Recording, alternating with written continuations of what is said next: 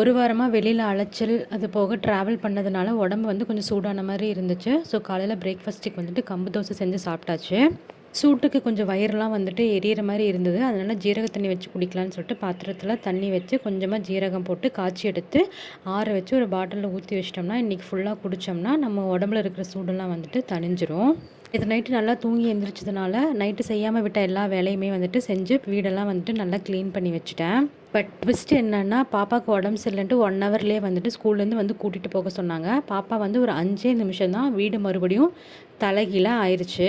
பிஸ்கெட்டை கொட்டி ஹார்லிக்ஸை கொட்டி டேபிள் சேரு எல்லாத்தையுமே நார வச்சுட்டா.